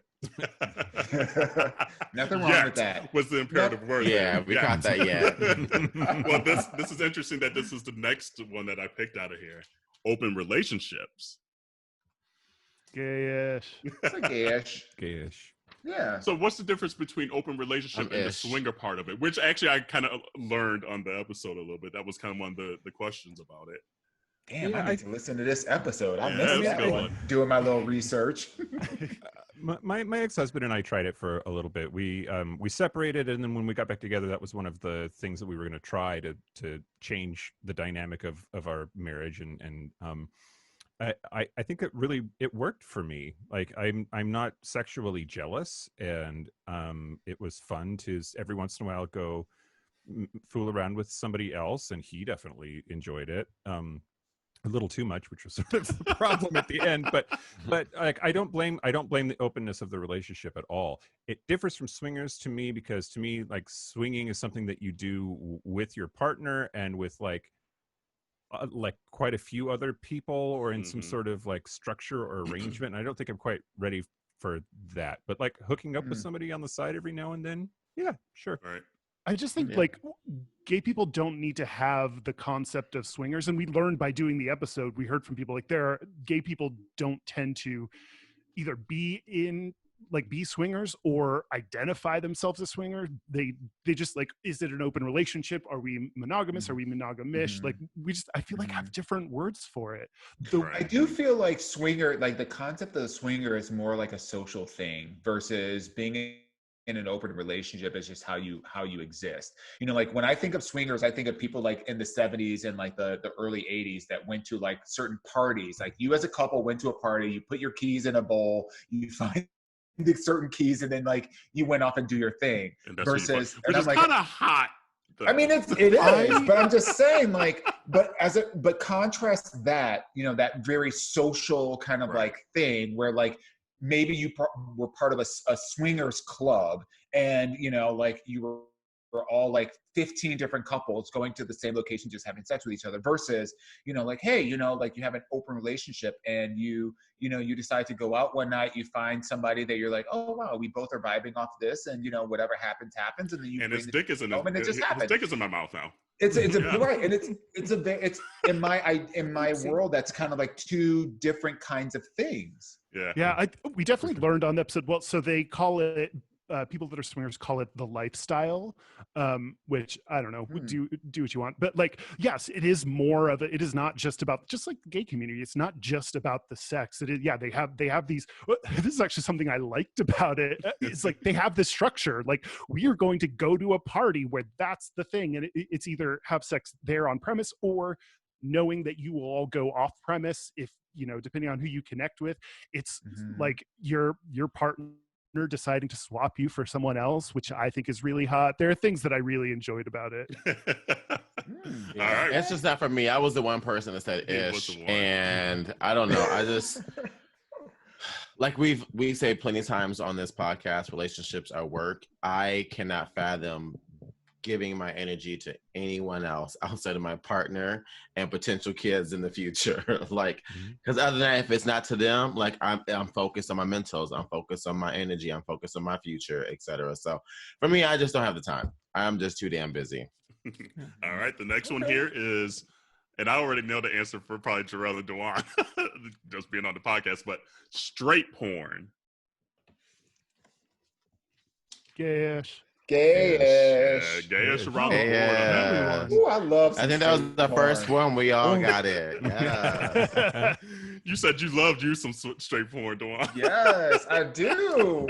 They just get right to the point, and like I don't know what it is, but their videographers, like the people that are doing the videos, they get all up in it, and it's just so hot. Like I love it. I love it. All right, here we go. The next one is Queer Eye. Wait, as in the show? As in the show. Yeah. Yes. Or at least our episode was about the show. We had an episode about queer. Yeah, a long time ago. So we have two gayish, the one's going back and forth between gayish and ish. Yeah. I'm gayish. I like the newer one. The older one was a little too campy for me, but I get it for the time period. The new one, I remember I was on a flight to Palm Springs. I forget what. Oh, it was the one, I think maybe season 1, where the guy came out to his stepmom or whatever. Bitch, I was Is on that the black nerd? Oh, one? the guy in Atlanta. Yeah, I was the black on nerd a one. freaking Okay, plane. I remember that one. Where he had that Boohooing. bomb ass apartment, that loft apartment. And funny thing And he is, took his shirt off and he was ripped. funny thing is, I saw had no him at idea. Corey's work. I went to Corey's work one day because he worked at the time at our house furniture, and I walk in, and it was maybe a month after I saw that episode, and I'm like, that's the hot guy, and then B, that's the guy that made me cry on the fucking plane to Palm Springs. Yeah. But I'm here for that show. But everyone else said ish. Why? I think it's too cheesy. I think it's Okay. just so scripted, and it, like, I don't know. I just feel like there's That's not what it enough is for me. authentic. Like, it doesn't feel authentic to me. Yeah. You know. Yeah, I 100% agree. I feel like the way that it is produced now, you lose a little bit of that authenticity. I've often questioned whether or not, like, because it's all centered around some fucking milestone. Like, oh, I'm gonna get married to my girlfriend. I'm gonna propose to them, or I'm gonna, I'm like, I have like, I just want to tell my family I just got through leukemia, and I'm like, cancer free or whatever. And it's just like, seriously, like these, like, so no. I'm done. And then Kyle didn't even remember you guys talked about it, so that's why his was ish. Okay. I still have the same problems I think that people did at the beginning. Like with the first one is that, yes, they had some gay people that they went and like kind of worked on, but like it's a bunch of gay people going in and helping people tell them how to live. And I like seeing depictions of gay people that we don't have it all figured out. I don't know how to do all those things that those guys do. Like I don't know. It just gives this idea that gay people have their shit together and they're there they can sprinkle around their magic. For straight people. Yeah. That's an interesting thought process. I never thought about it that way. All right, the next one is hand jobs. Ooh. I'm here for a good hand job. Ish. Yes. Kyle gets, you Ish. do not like hand jobs. But I But wait a minute, we need to unpack that. What is the story? But Mike, I can tell give the him like a tea. motherfucker. Oh, there we go. Oh, okay. There we go. Okay. He doesn't like the tug, but he loves to rub. Okay. All right, needs to so be on and the t-shirt. then I guess I'm gayish too. Then Kyle, I'm with you on that. My hand job game strong. Wait, But- who? So raise a hand. Who does not like to receive a hand job? Raise a hand. Hunty Hennessy doesn't. No. Really? No. I'm not going to turn one down. It's not like my preference, but if someone Yeah, wants but to I give me a mean, listen, handy, if- okay. If it's a hand job or a handshake, I'll take the hand job every day. All right, let's see here. Oh, this will be interesting. Gay bars.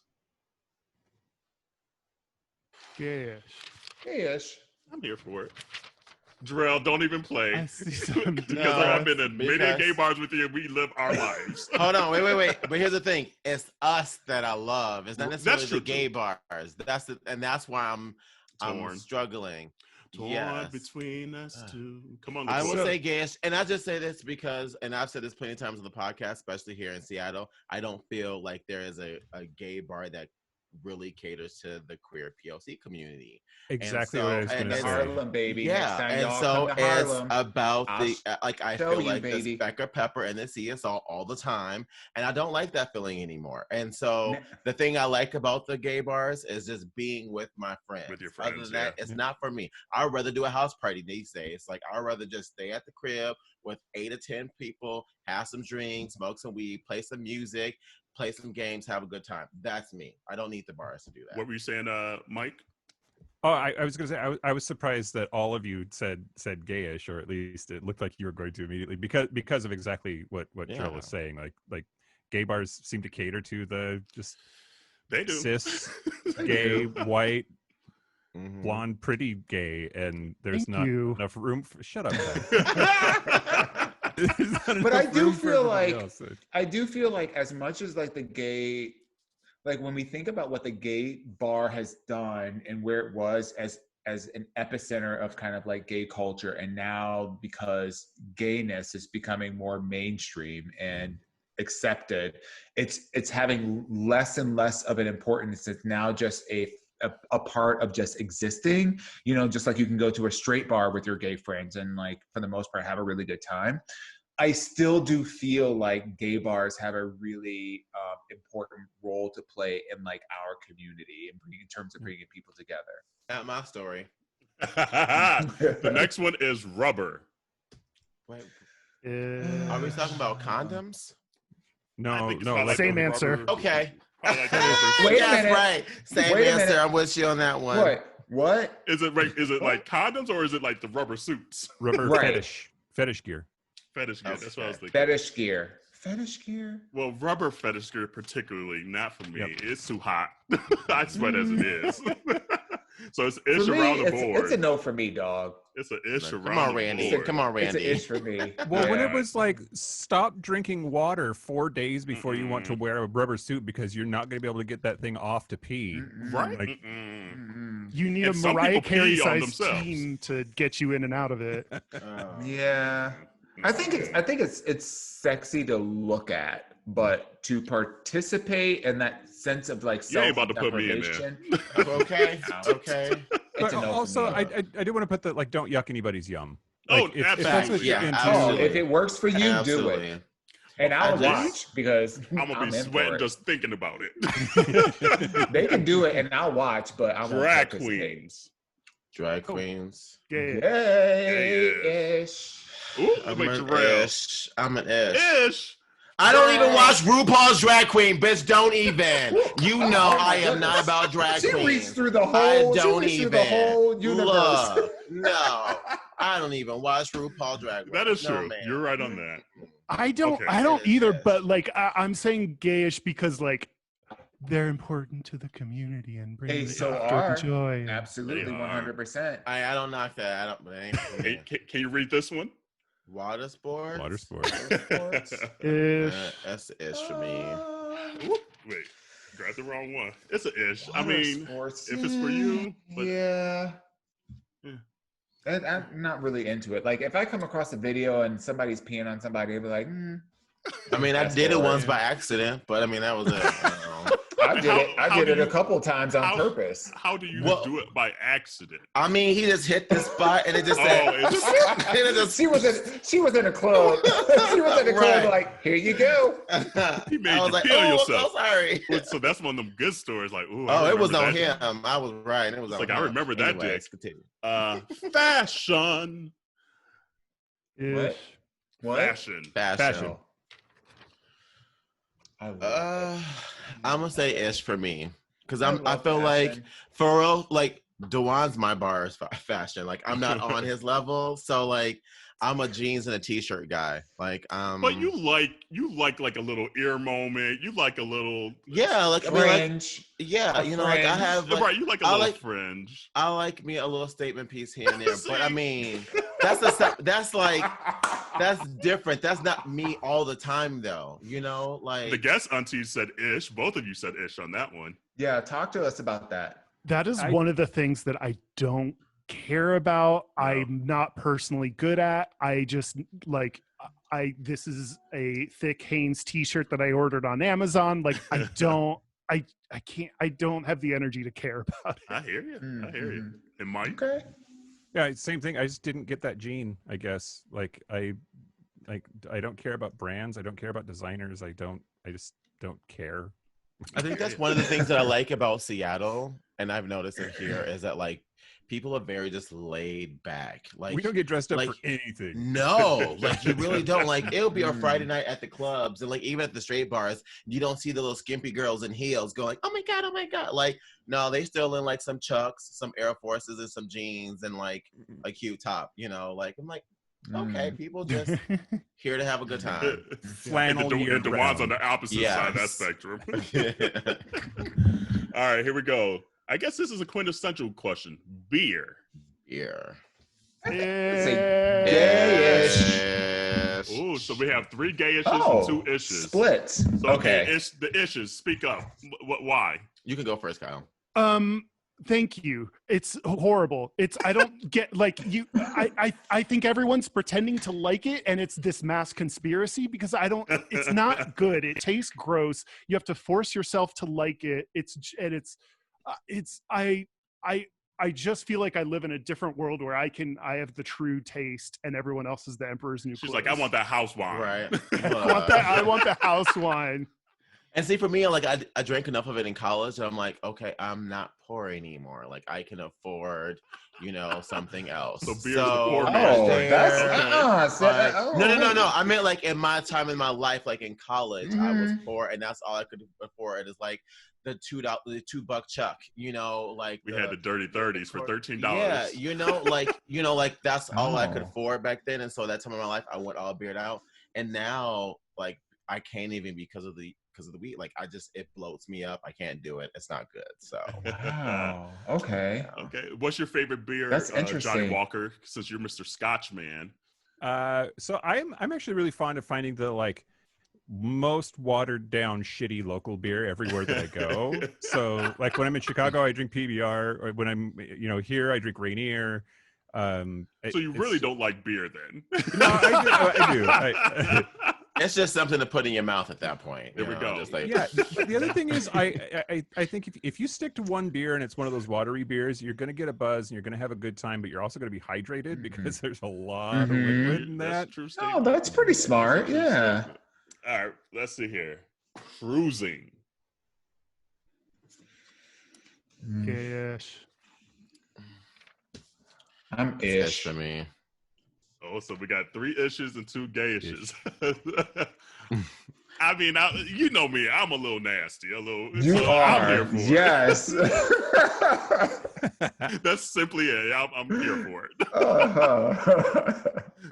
And Kyle, why gayish? I don't do it. I don't have the confidence or I don't know, but I just think it's hot. I like it. I wish I could do it more.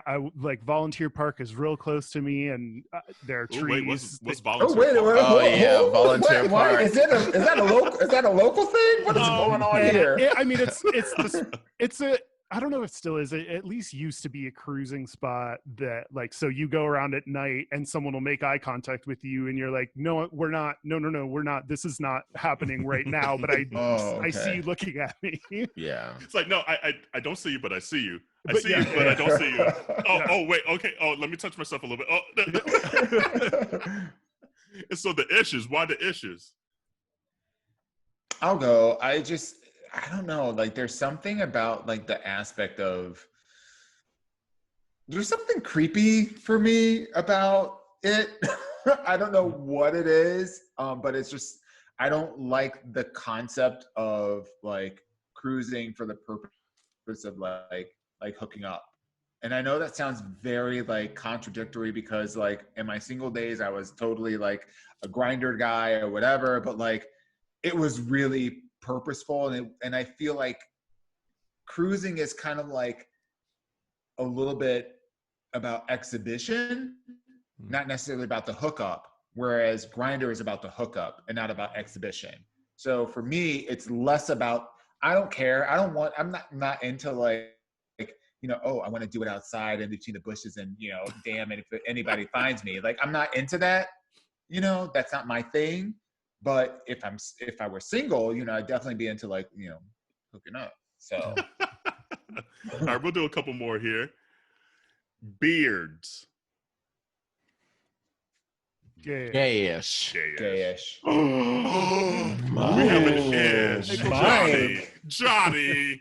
Yep. Sorry, Auntie Johnny Walker. I just I cannot grow one myself, and I hate them. No, I don't hate them. But I think I like a clean shaven man. I really do. And like some guys, like a certain amount of scruff really works, but like a full on beard is almost always like, get that out of my mouth. And like, ooh, not out of my mouth. I will say this, sir. It can't just be any kind of beer. It could feel quite differently on some other orifices. I've heard. I have heard. Sorry. Get all in there. I see you, Kyle.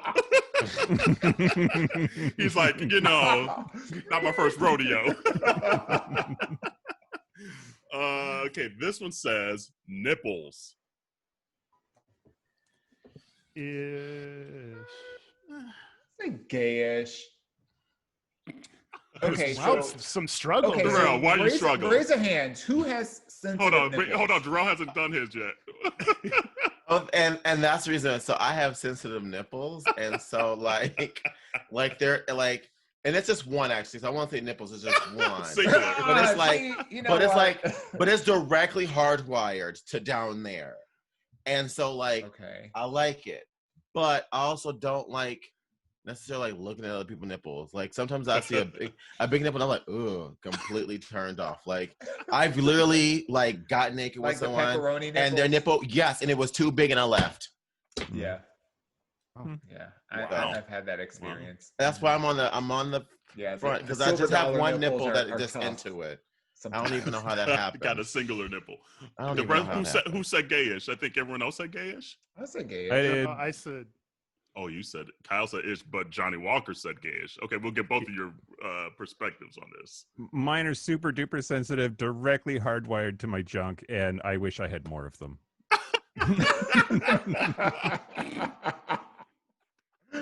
Community, I hope you're taking notes. Right, exactly. You got a good Seattle following too, Mike. He sexes with the community, so that part. I don't. They do nothing for me, and so I think that's translated into like I don't really do any kind of nipple anything with guys I hook up with, and sometimes people like start to do stuff with my nipples, and I'm like, you're either going to have to go a foot up, feet down, because this is why we have the YouTube channel now, because those kinds of emotions and emotions within the video are so important. It's like, down, you're in the wrong space to do anything for me. Like me, like I was kind of like that when I was younger, but like my husband, his is hardwired. So I just have him pleasured. I just know, okay, I need to make sure I hit that at some point in the session.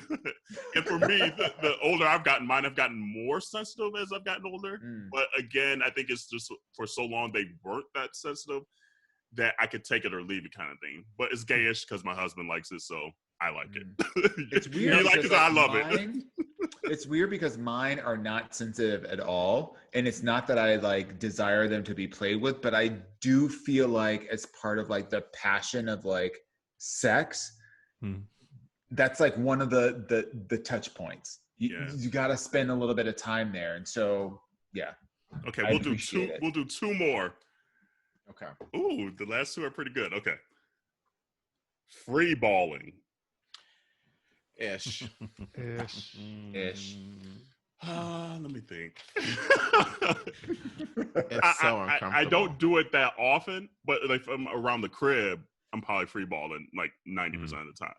But what does that mean? Like free balling in your boxers? Or free balling is no underwear. I'm just asking the question. But you said free balling in your boxers, though. How do you free balling boxers? Boxers are underwear. I'm just asking the question. That's all. I'm just asking. I was the only one that said gayish, so everyone else said ish. So and it looked like some of you had some faces when it came up. Kyle particularly. You're like I just don't everyone like, especially like around winter, it's like sweatpants and they're all excited about to look at dick outlines, and like looking at soft dick outlines just that doesn't do it for me. Some of them do. Depending on I ain't gonna lie, I do like that DPL though. That I'm not gonna lie. I mean, ain't nobody looking for the ball outlines. If you see the ball outlines instead of the visual penis outline, that's a totally different kind of conversation. I like all the above. I mean, I took it a detour. Wait a minute, hold on, wait a minute. You would rather see, you're saying. I didn't say rather, I said I like all the above. That's why I corrected. You would still enjoy seeing somebody that's walking around where you see their ball outline instead of their penis. I said all the above, so that means I want to see the dick and the balls. I also do want I want to point out we're in our 40s now. That shit's heading south. We got to wear underwear all the time. It's a matter of personal protection at this point. Yes. I am 44 and proud. Those things have to be supported. Sorry. All right, the last one we'll end here is rimming. You know my answer. Ish. Yeah. Come on, Johnny Walker. That's what I'm talking about. Yeah. Well, so this could be a two-part question, right? Because like I very much like it when somebody does that to me, and I'm happy to reciprocate, but I don't get a lot out of it, performing that on someone. So that lands on gayish as my answer, but it's like, it should be for me at least, a pathway to a different destination. This is not the end destination. Right. It's we're working on getting there. Absolutely. We're lubricating the situation. Exactly. Yeah, it's not for me. I don't know. But I don't know. It's weird just because, like, again, because I have a big butt, people tend to like to do that to my ass. And I'm a good sport, I'll go along with it. She'll endure it. Like, if that's what you want to do, knock your socks off. There's plenty back there. I can tell you that I have never, in my X number of years of being out and gay and whatnot, I've never really enjoyed like being rimmed, but the aspect of rimming someone is such a turn on. Oh. Such a turn on. Hashtag SOMF. That's my hashtag all day. Especially with all this little little scrabble, stubble. Man, that's you get all that extra. You get all that extra. Aggravation. Lord help us. Go ahead. You have something to say, Mike. I see it on the tip of your tongue. No, I forgot that you're already like you have a person in your life. I was gonna see if you wanted to go out because it sounds like a perfect match in the rimming department. Well, it depends on what you text me. Right.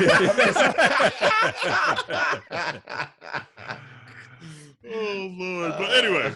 That was fun. And I mean, you guys had so many episodes. Dear God, like I still have half a hat full here, but we'll save that for another day. We're just going to have you guys back on. Yeah, we're going to have you guys back. If you guys are willing to come back on our show and just have some fun with us, this would be a blast for us. And I'm looking for Seattle friends. So like, hi. Yeah, I'll just look for the booty. That's true. Really, that's how you spot me. You'll see it. It'll be like a solar eclipse. Just don't rimmer. You'll see it. Sure. But tell us your social again before we get out of here. I can. Yeah, sure, I can do that. That was a hard left. What we call a hard left. No, I just always like lean back and let Mike take it. What? Okay. We're on any Gayish podcast on any podcast platform, and at Gayish Podcast on all the socials, Instagram, Twitter, YouTube, what have you. And what day do your episodes come out? They come out every Thursdays. And so all those topics we pick a different topic, a different stereotype every week and talk about that topic. Perfect. But we enjoyed you. And community, hopefully you're doing well out there. Wash your hands, wash your legs, wash your ass. You're registered to vote. That part. And fill out your census because they are moving that up by a month, by the way. So it's now the deadline, I think, is mid-September. Yeah. So it's no longer October. So they're trying to push this shorter. So please fill out your census and yes, please register to vote. And we will see you next week. Bye, y'all. All right, guys. Have a good week. You too. Oh, wait. To the audience or to us? Did I just... That was to the audience. That was to the audience. Shit. That's all good, baby. Listen, we're all about keeping He said, it you casual. too. He said, You bye. too, bye! Come back. I just did the equivalent of like, have a good meal. Right. And you're like, you too, bye. You too. Can I just like, You really did. can I just say how And I'm leaving amazing- it in, by the way, for sure. Right. You need to.